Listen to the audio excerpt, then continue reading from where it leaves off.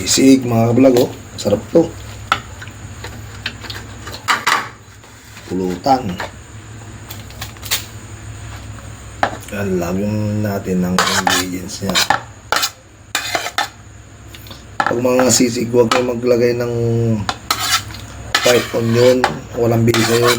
Ang gamitin nyo, red onion. Yung sibuyas ng bisiya. Malasa yun. Matamis na mangang, no, sisig. Pag pinirito yung karne, saka yung atay ng baboy, tawag dun sisig. Hindi dinakdakan. Lagyan natin ng kalamansi. Ayan, napigil ko na yan.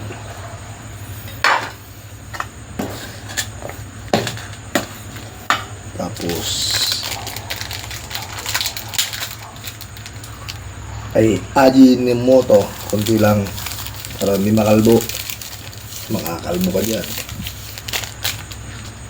Pampakalbo yan, Aji. Siminta.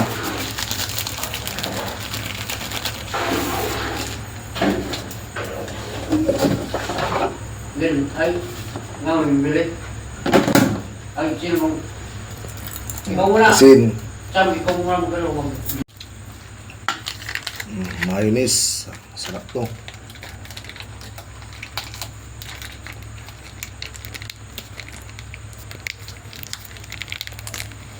Hindi dinakdakan ito mga kablaga. Sisig. Pag dinakdakan, inihaw to yung karne. Saka may utak. Sisig lang to. Gawin natin.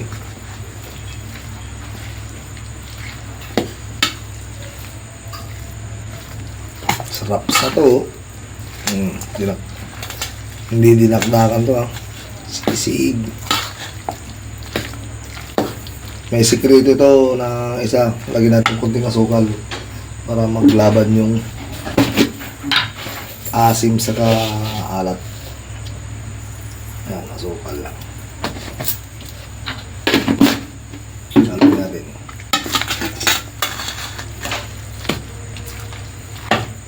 Yan ang sisig.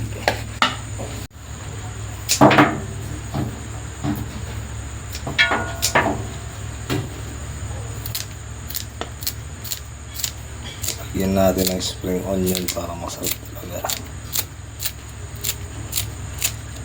Ano ba yung bagay?